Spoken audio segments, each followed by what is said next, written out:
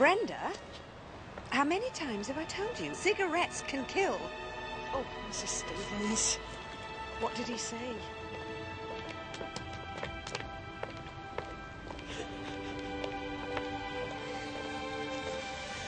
Now, Brenda, I was quite prepared for it, and so should you have been.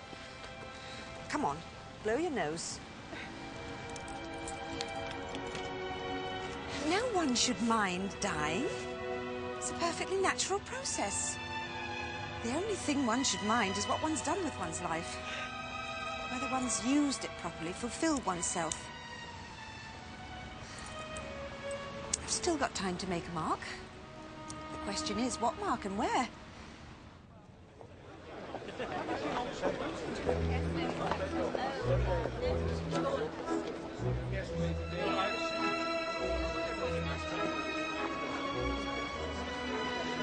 There's the man I want. Oh, Lord, what have I done now, Felix? You've done very well. That's just the point. I hope you brought your checkbook.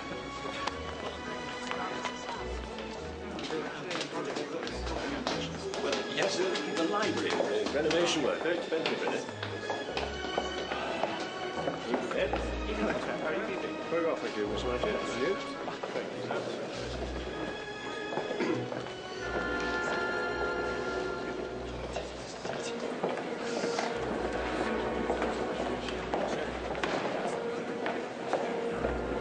President, you've heard me talk about Michael Nancy. Oh, yes, indeed. How do you do? I put you next to me, I'm afraid. I hope that won't be too boring.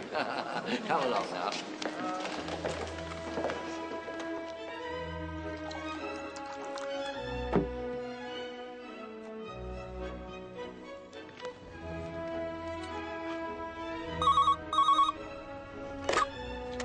Morse. Yes? Oh, I see, right. How can I help you? We all take for granted that Oxford is the greatest university in the world. Of course, we acknowledge the existence of another place somewhere over in East Anglia. But Cambridge was founded by Oxford men. There is, however, another Cambridge. Cambridge, Massachusetts. Are you telling me that the college is so broke that it's getting its undergraduates to ring up old members using their Christian names? Because if Lonsdale is reduced to selling itself like double glazing, good night. It's more and more to Harvard and Yale, Berkeley and Stanford that the great scholars of our time are attracted, because these universities are very rich, and we are relatively very poor. Oxford, in fact, is looking more and more like an ancient down-at-heel uncle, someone in an old and none too clean cardigan whom you ask to Christmas dinner simply for old time's sake. Someone rather like me, in fact.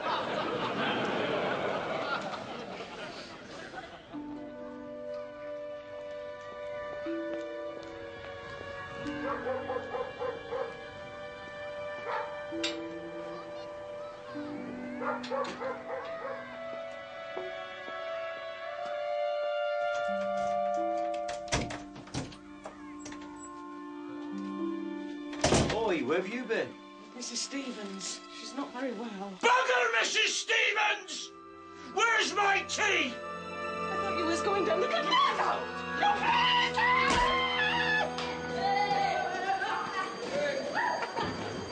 That's all for today. And don't forget your Macbeth revision. All right, stand not upon the order of your going, but go at once. Quietly. Quietly, I said.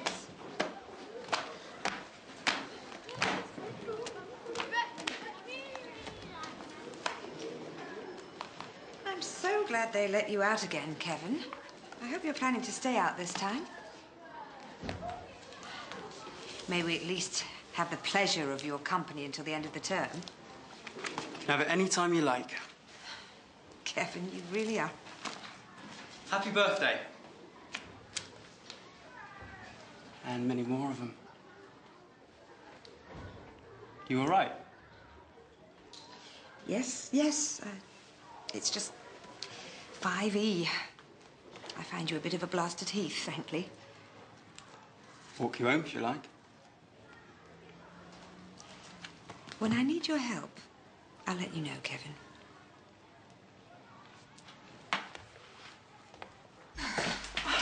Oh, Brenda, you shouldn't have, but I'm glad you did. Oh. The happy birthday's not very good, I'm afraid. I gave my wrist a bit of a bang and I couldn't get a really good grip on the bag. Oh, Wish! It was Wish. Oh, I'm sorry. Let's just enjoy the cake, shall we? Come on, sit down. Oh, thank you. Yeah. Delicious. Now, Brenda, when you say you gave your wrist a bang, what precisely do you mean?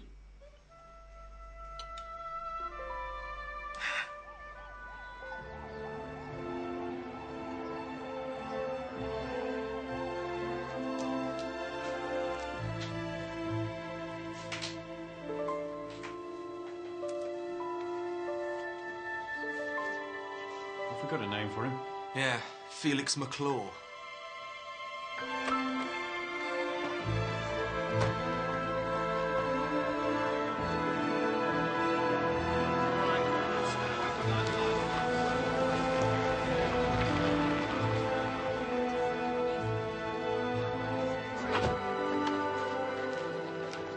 Morning, Doctor. Morning, Sergeant. Morse here? Not yet. Leaving it all to you as usual. Very wise. Mind the footprints. First door on the right. Thank you. Jim, when you finish with that, can you get them searching these shrubs here? I'm sorry, there's nothing I can do.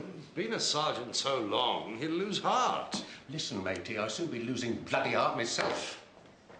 I mean, these management consultants they brought in, they're practically teenagers, some of them.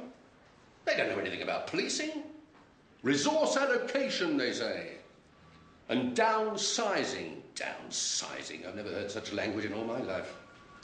They don't want to downsize you, sir, surely. Here, look at that. Proposals for the reduction of the ratio of senior to junior rank. They're doing away with chiefs. That's what it means. Levelling us all down. I told the chief constable that's not why I vote Conservative. Does it mean he'll be reduced to a plain constable, sir? It means the last thing I need at the moment is a university murder. Anything to do with dons. They will keep coming up with bright ideas. It means it takes twice as long to clear up and costs twice as much. So get on with it, Morse. Oh, and go easy on forensic. The costs have shot up now they're charging. And what do I tell Lewis? Well, tell him I'm very sorry, but for the time being, all promotion's frozen. Morning, sir. Morning, Lewis. What's all this? Well, the murderer wore trainers. Walked off leaving a trail of Dr. McClure's blood. I've got some very good prints indoors. Size 10. Must be a man. Right, and so. We lose him on the gravel out here. Had a car, I suppose. Yeah, or a bike. I've got a search going for the weapon. Very good, Lewis. Who else lives here? A couple in number 1 were away on holiday. Newlyweds in number 2. They didn't get up until 1 o'clock. Bliss was it in that dawn to be alive, but to be in bed was very heaven. Yes, sir. Number 3 was empty. There's an unmarried couple in number 4. They were painting the living room with the radio on. And the lady in there, she saw Dr. McClure come in with his Sunday papers around 9:30. Did she sit there all day? Yes, sir.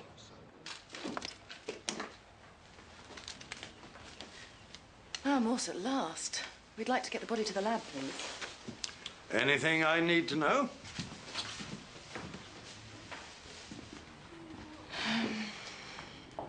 Tommy had a haircut. And that tie doesn't go at all with that jacket. You're looking for a knife, 4 to 5 inches long, with a broadish blade, but quite blunt. Look at that laceration. It took more than ordinary force to break the skin here. A man, then? Was a typically male conclusion. Come on, you said... Women can do anything, when we're roused enough. I'll have no fury, eh? All right, then, Lewis. OK, lads, take him away. Lived alone, did he? Yes, sir. Divorced, no children. But the lady upstairs says he has a frequent female visitor. Young, comes and goes by taxi. And I found these in his bedside drawer.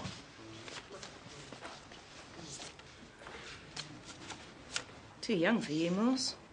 Who says? Your doctor. Cottage cheese and salad. What kind of dinner is that for a working man? You're not working now, Ted. You've got to rest. I'm not stopping here, not if I don't get decent grub. Oh, the doctor said, with your heart like it is. I know what the bloody doctor said!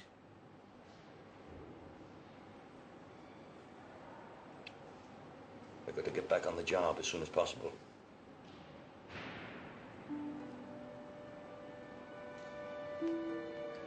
I'll leave you to your dinner, then. You tell that sister on your way out I want proper tea!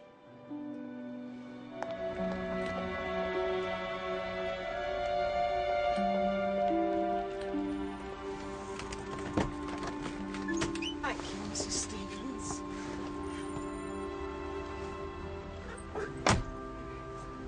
Well? Wants to come home. Of course. He can't bash you about in there. Suffering is supposed to improve people, but it rarely does. Rather the opposite. Whenever my husband thought he was suffering, he'd take it out on me. I'm sure that's why I've got this. Lucky for him he went to New Zealand, or he'd get the back of my hand now. Mrs. Stevens,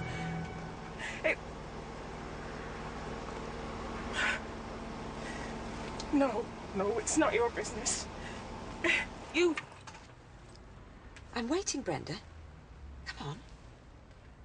Now, if ever a man deserved full academic honours... Distinguished ancient historian, I believe.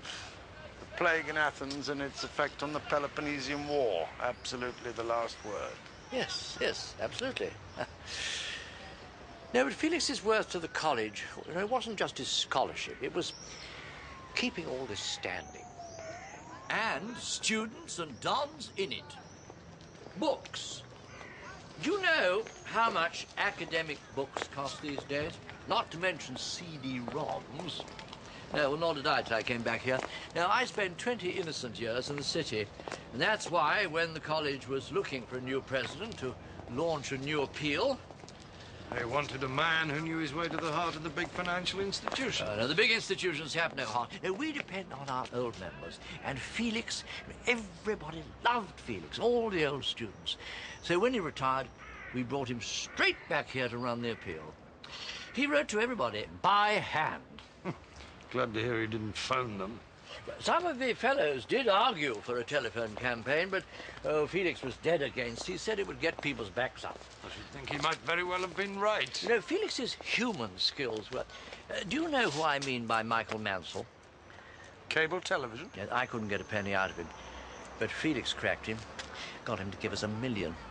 We're making him an honorary fellow. Ah, now, there's Felix's scout now. Yes, Mrs. Barnett, and if you'll excuse me, this is Inspector Morse. Who might the letter K stand for, do you think? Man or woman? Soon find out. 0171, Central London. Hi, sorry there's no one here. Woman. Leave us a message. Why not? This is Detective Sergeant Lewis, Thames Valley Police. We're wondering if you can help us with one of our inquiries. It's a terrible thing. Terrible. He was a real gentleman. Always said good morning. Not like some of them.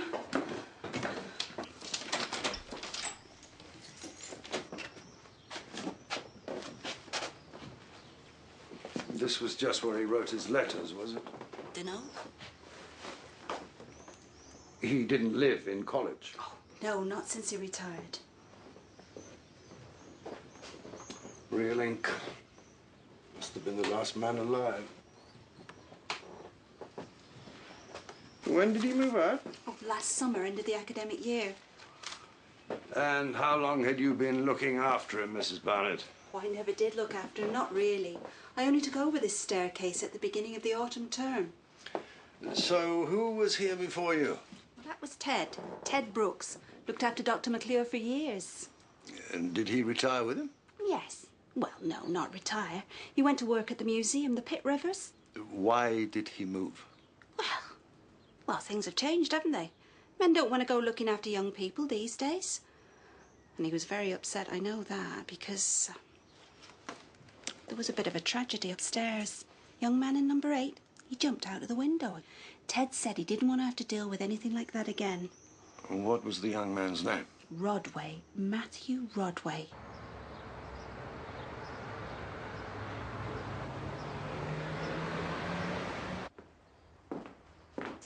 Still playing Find the Lady? Found a lady, but she's not at home. They never are when you want them. But coroner's reports are, I want you to find me the one on Matthew Rodway, last year. Student at Wolsey College.